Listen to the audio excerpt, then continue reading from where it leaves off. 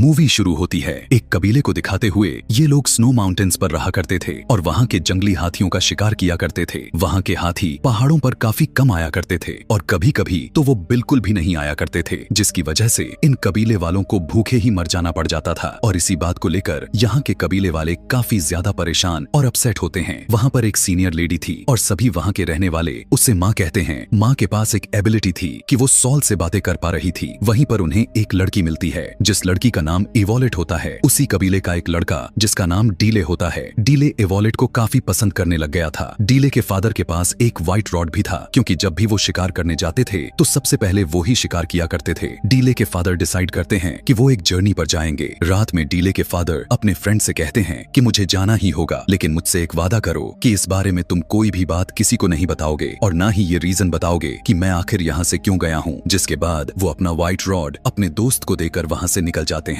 Delay के father के जाने के बाद वहाँ और भी बच्चे मिलकर डीले को काफी परेशान करने लगे थे और कहते हैं कि तुम्हारे फादर भाग गए हैं, क्योंकि इन्हें ये लग रहा था कि डीले के फादर डर कर यहाँ से भाग गए हैं। मगर रियलिटी कुछ और ही था। उनके वहाँ से जाने का राज उनके फ्रेंड के अलावा कोई भी नहीं जानता था। इवोलेट और डीले बहुत ज्यादा अकेला महसूस करते हैं और उन्हें किसी की सहारे की जरूरत होती है। इसीलिए जब वे दोनों आपस में मिलते हैं तो उन दोनों की फ्रेंडशिप हो जाती है। समय बीतता रहा और ये दोनों एक दूसरे को लाइक करने लग गए थे। ऐसे ही चलते चलते काफी साल गुजर जाता है और इवोलेट और डीले दोनों बड़े हो चुके थे। एक बार फिर से बहुत सारे हाथी इनके कबीले के एरिया में आ गए थे। वहाँ पर यह फैसला किया जाता है कि जो कोई भी उन हाथी का पहले शिकार करेगा उसकी शादी इवोलेट से करवा दी जाएगी और उसे व्हाइट रॉड दे दिया जाएगा और तो और उसे कबीले का लीडर बना दिया जाएगा। इवोलेट उससे कहती है कि क्यों ना हम यहाँ से भागकर शादी कर लें, लेकिन डीले कहता है कि नहीं, मैं नहीं भागने वाला। जैसे मेरे फादर भाग गए थे और देखना, मैं ही जंगली हाथी का शिकार करूंगा और तुमसे ही शादी करूंगा। सभी कबीले के लोग जंगली हाथियों का शिकार करना शुरू कर देते हैं। एक काफी बड़े हाथी को वे लोग एक जाल में फंसाने में कामयाब हो जाते हैं, लेकिन उनका कोई भी फायदा नहीं होता, क्योंकि वो हाथी उन जालियों को तोड़कर भाग जाता है। लेकिन वो जाल हाथी के बॉडी में फंस गया था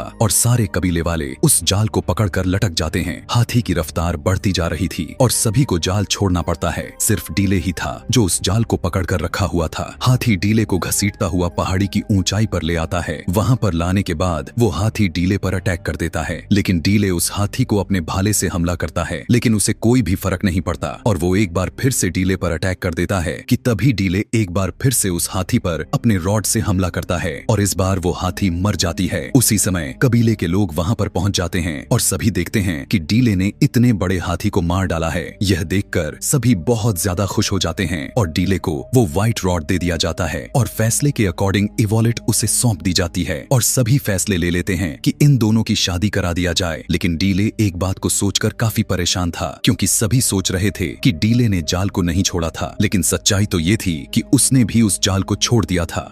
वो तो उसका हाथ उसमें अटका रहा, इसीलिए वो उस व्हाइट रॉड को वापस कर देता है। वो इवोलेट से कहता है कि मैंने उस हाथी को नहीं मारा है, बल्कि वो मेरे रॉड में अटक गया था और इसीलिए मैंने उस व्हाइट रॉड को रिटर्न कर दिया है। अब उसने व्हाइट रॉड को छोड़ दिया है तो मतलब उसने इवोलेट को भी छोड़ दिया, क्योंकि इवोलेट उसी को मिलती जिसने हाथी का शिकार किया था। उसकी इस तरह की बात को सुनकर इवोलेट उससे नाराज हो जाती है और उन दोनों में सेपरेशन हो जाती है। वो दोनों एक दूसरे से काफी ज्यादा प्यार करते थे, लेकिन वहाँ की रीति रिवाज और परंपरा से बंधित थे। उसी रात कुछ लोग घोड़े पर सवार उनके कबीले पर अटैक कर देते हैं और उस कबीले के मेल्स और फीमेल्स को कैदी बनाकर अपने साथ ले जाते हैं और उन्हीं प्रिजनर्स में इवोलेट भी शामिल थी। लेकिन डीले के साथ उसके कुछ साथी बच गए थे, इसीलिए डीले कहता है कि मैं अपने कबीले और अपने लोगों को बचाकर वापस जरूर लाऊंगा। डीले का साथी कहता है कि वहाँ की खतरनाक पहाड़ियों से कोई भी वापस नहीं आता। डीले कहता है जिन लोगों ने अटैक किया है हम पर, वो भी तो वहीं से ही आए थे। वो डिसाइड कर लेता है कि मैं उनका पीछा करूंगा। इसके बाद डीले उन अटैक करने वाले और उनके घोड़ों के पैरों के निशानों को फॉलो करते हुए आगे बढ़ता है। डीले के साथ उनके साथी भी जा रहे थे, लेकिन उनके आगे की जर्नी काफी मुसीबत खड़ी करने वाली थी और वहां से अपने लोगों को बचाकर वापस आना काफी ज्यादा मुश्किल था। लेकिन डीले और उसके साथी बड़ी से बड़ी मुसीबत का सामना करने के लिए तैयार थे, क्योंकि उन्हें अपने लोगों को सही सलामत वहां से वापस लेकर आना था। वो रात दिन बस चलते रहते हैं। अब ये सभी माउंटेन्स के दूसरी साइड पर पहुंच जाते हैं, जहां से जमीन स्टार्ट हो जाती है। डीले और उसके साथी आगे बढ़ते बढ़ते एक घने जंगल में चले जाते हैं, जहां उन्हें अपने कबीले के सभी लोग और एवोलेट नजर आ जाती है जिन्हें प्रिजनर्स बनाकर कहीं पर ले जाया जा रहा था। रात के समय में डीले एवोलेट के साथ साथ और अपने कुछ कबीले के लोगों को छुड़ा लेता है, लेकिन वो लोग जिन्होंने इन्हें बंदी बनाया हुआ था वो लोग इन्हें दोबारा से पकड़ लेते हैं। हमला करते समय डीले का एक साथी इंजर्ड हो जाता है और वो लोग डीले के कबीले वालों को लेकर एक बार फिर से आगे की तरफ चल देते हैं। यहाँ पर डीले अपने इंजर्ड साथी को खींचते हुए ले जा रहा होता है। कुछ दूर जाने के बाद इन्हें भूख लगने लग जाती है, इसीलिए डीले शिकार करने के लिए चला जाता है, लेकिन डीले एक डिच में फंस जाता है जहाँ पर पहले से ही बहुत सारे जानवर फंसे हुए थे। उसी में एक शेर भी फंसा हुआ था जो काफी बड़ा होता है और काफी ज्यादा खतरनाक भी होता है और ये बातें करने वाला शेर था। वहाँ पर बारिश होने लगती है, उस डिच में पानी भरना स्टार्ट हो जाता है और शेर डूबने लगता है, लेकिन शेर को डूबकर मरने से पहले डीले उसे आजाद करने के बारे में सोचता है। डीले उस शेर से कहता है कि मैं तुम्हें आजाद तो कर दूंगा, लेकिन एक वादा करो कि तुम मुझे नहीं खाओगे। डीले उसे आजाद करवा देता है और उसके कहे हुए के मुताबिक वो उसे बिना खाए ही वहाँ से चला जाता है, जिसके बाद डीले इस डीच से बाहर आ जाता है और अपने इंजर्ड साथी के पास आ जाता है। उसका साथी डीले से कहता है कि मैंने यहाँ पर रात में किसी की चिल्लाने की आवाजें सुनी हैं और ये दोनों उसी डायरेक्शन की तरफ चल देते हैं जहाँ से चिल्लाने की आवाजें सुनाई दिया था। वहाँ पर आने के बाद इन्हें पता चलता है कि कल रात उस गांव पर किसी ने अटैक कर दिया था। जब ये लोग वहाँ पर जाते हैं तब वहाँ के कबीले के लोग इन्हें घेर लेते हैं। वो कबीले के लोग उन दोनों को मारने ही वाले थे कि तभी वहाँ पर वही शेर आ जाता है जिसकी जान डीले ने बचाया था।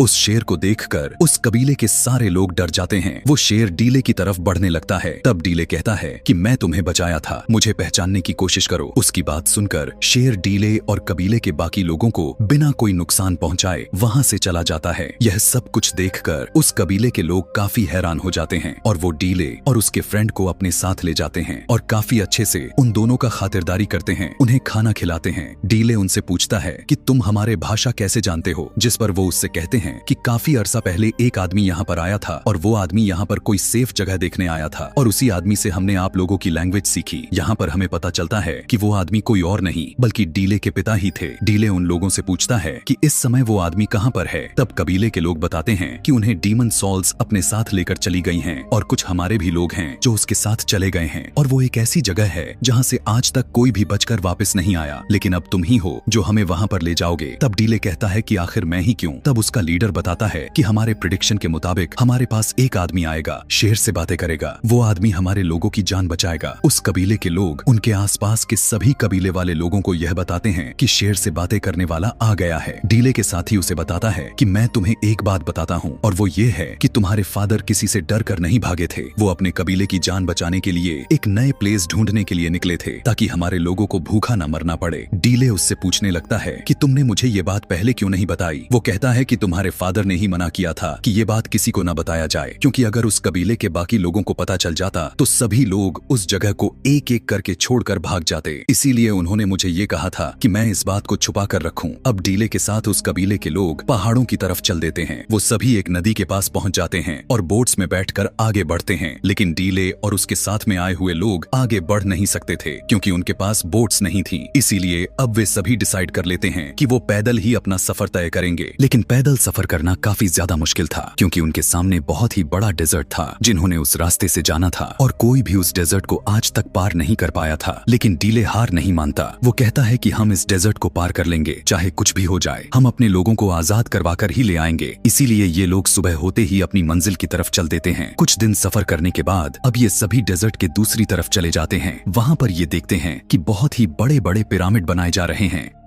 लोगों को गुलाम बनाकर यहाँ लाने का मकसद ये है ताकि उनसे यहाँ पर जबरदस्ती काम करवाया जा सके। पिरामिड्स बनाने में वहाँ पर उन लोगों की तादाद बहुत ही ज्यादा थी और उन गुलामों का भी तादाद बहुत ज्यादा थी। ये लोग अपने लीडर को गॉड कहते हैं। ये लोग अपने बारे में बताते हैं कि ये लोग आसमान से उड़कर आए हैं। उनका गॉड अपने चेहरे को किसी को नहीं दिखाता बल्कि वो हमेशा पर्दे के पीछे रहता है। इनका गॉड बस इन लोगों को ऑर्डर देता है। ऑर्डर्स ये होता है कि इन गुलामों से जल्दी काम करवाओ। डीले और उसके साथ आए हुए कबीले का सरदार ये दोनों मिलकर गुलामों के टेंट में चले जाते हैं। इन लोगों के सामने एक आदमी को लाया जाता है जो कि ब्लाइंड था। वो आदमी उन सभी लोगों को बताता है कि 3 में से सिर्फ एक गॉड ही है जो जिंदा रह गया है। तब डीले पूछता है कि उसे कैसे मारा जा सकता है। तब वो अंधा आदमी बताता है कि वो गॉड डरता है एक ऐसे शख्स से जिसके शरीर पर एक खास तरह का निशान होगी और वो निशान इस तरह का है जैसे स्पेस में दिखने वाले विजिबल निशान होते हैं। प्रेडिक्शन के मुताबिक वो आदमी सभी कबीले वालों को, सारे गुलामों को बचाएगा। उसी समय डीले से पूछा गया कि क्या तुम्हारे बॉडी पर ऐसा कोई निशान है, लेकिन डीले इसका कोई भी जवाब नहीं देता। यहाँ पर उसे ये भी पता चल जाता है कि उसकी फादर की डेथ हो चुकी है और उन लोगों ने ही उन्हें मारा है जो उसके कबीले वालों को गुलाम बनाकर यहाँ पर लेकर आए हैं। इसके बाद डीले और उसके साथी अपने लोगों के पास आ जाते हैं, लेकिन अब वे सभी कुछ लोगों के नजरों में आ चुके थे और उन लोगों के बीच में लड़ाई शुरू हो जाती है। उसी फाइट में डीले का साथी मारा जाता है। मरने से पहले वो डीले के फादर का व्हाइट रॉड डीले को दे देता है और अब डीले सभी का बदला लेना चाहता है। वो सभी का जान बचाना चाहता है, वो सबको आजाद करवाना चाहता है। कुछ लोग देखते हैं कि इवोलेट के हाथ पर चोट के निशान हैं और ये निशान बिल्कुल आसमान में दिखने वाली विजिबल निशानों की तरह ही थी, यानी प्रेडिक्शन के मुताबिक वो निशान इवोलेट में पाई गई। उस निशान को देखकर सभी लोग काफी डर जाते हैं। इवोलेट को वो लोग अपने गॉड के पास लेकर जाते हैं, क्योंकि जिसके हाथ पर वो निशान होंगे वो उसे बचाएगा और उसे आजाद करवाएगा। वहाँ के लोग अपने गॉड को बताते हैं कि यहाँ पर एक शिकारी भी आ रहा है इस लड़की के पीछे। सुबह में डीले और उसके लोग अपने लोगों के पास जाने के लिए मजदूर बन जाते हैं। डीले के लोग जंग का ऐलान कर देते हैं। वहीं पर जंगली हाथी भी होती है जो उनसे भी गुलामों की तरह काम करवाया जा रहा था, लेकिन वे सभी हाथी अब इधर उधर भागने लग जाती हैं, जो कि अब एकदम से हलचल मच जाती है। गॉड कहता है कि इवोलेट को बाहर ले जाओ और अगर इसके बाद भी अगर वो ना माने तो वहीं पर इवोलेट को मार देना। अपने गॉड की बात मानकर इवोलेट को बाहर ले जाया जाता है, लेकिन डीले और उसके लोग इवोलेट को देखकर रुक जाते हैं कि तभी उनका गॉड बाहर आ जाता है और सभी लोग छुप जाते हैं।